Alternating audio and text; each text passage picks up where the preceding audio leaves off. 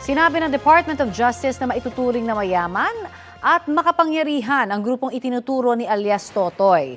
Kabilang din sa mga isininawalat niya ang pagkakasangkot ng isang babaeng showbiz personality sa usapin. Balitang hatid ni Ian Cruz.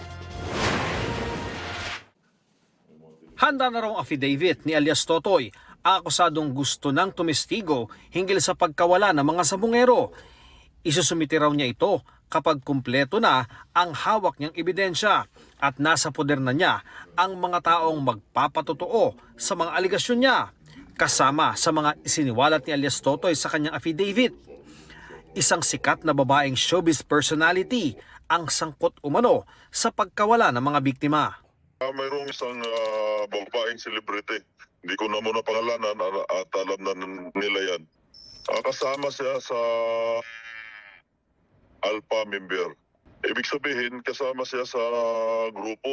Hindi na idinitalya ng husto ni alias Totoy ang papel ng showbiz personality. Pero kabilang umano ito sa mahigit 30 pulis at sibilyan na pinangalanan niyang dapat nakasuhan. Isa siya, pag nag-meeting-meeting, andun siya. Isa rin siya na susi kung sakali. Siya ang mas marami ding alam. Ayon kay Justice Secretary Jesus Crispin Remulla, may tuturing na makapangyarihan at mayaman ang sindikato ng mga sabungero na itinuturo ni alias Totoy. 20 ang isinangkot nito sa core group. Kakilala yan. Pero hindi natin pwedeng i-reveal pa kasi nag-case build up pa rin tayo. May grupo yan kasama, pero meron talagang corporate setup yung principal natin na kumikilos. Bukod sa organisado, malalim rin umano ang kapit ng grupo. Mayroon pa tayong grupo ng police officers na involved. Hindi ito basta-basta. Some of them, government officials. Minsan na rin anyang nagmalaki ang mastermind na hanggang Korte Suprema ay may impluensya sila. Basta yung sinasabi ng mastermind, narinig ko yung kanyang in his own words, kaya natin yan, kahit Supreme Court daw, kaya niya. Sinasabi niya. Kaya kakausapin natin ng Chief Justice. We will tell him what are the things that are hindering our way through this.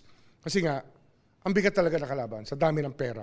Ang Korte Suprema hindi pa raw makakapagkomento ayon sa tagapagsalita na si Attorney Camille Ting dahil hindi pa naman nila nakakaharap si Secretary Remulla kaugnay sa bagay na ito.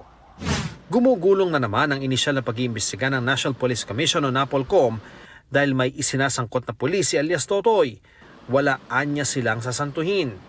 Ang NAPOLCOM ang pulis ng pulis. Hindi ako komportable na may mga kasama tayo sa police force, sa PNP, na involved dito sa mga nawawalang mga sabungero. Hindi tayo magdadalawang isip kung kinakailangan nating disiplinahin at tanggalin sa serbisyo at i-dismiss ang mga involved na pulis, gagawin natin to.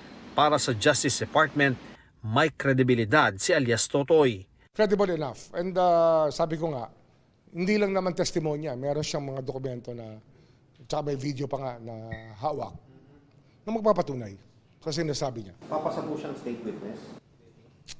Step by step yan.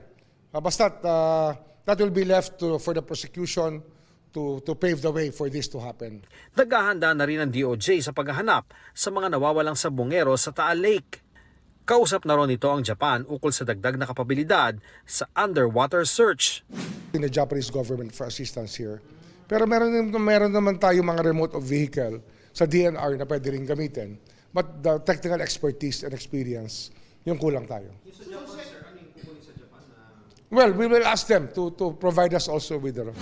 Para makakalap ng dagdag impormasyon, nakipag-ugnayan na ang CHR Calabarzon at Investigation Office sa Criminal Investigation and Detection Group ng Batangas Police at Coast Guard Substation sa Talisay, Batangas.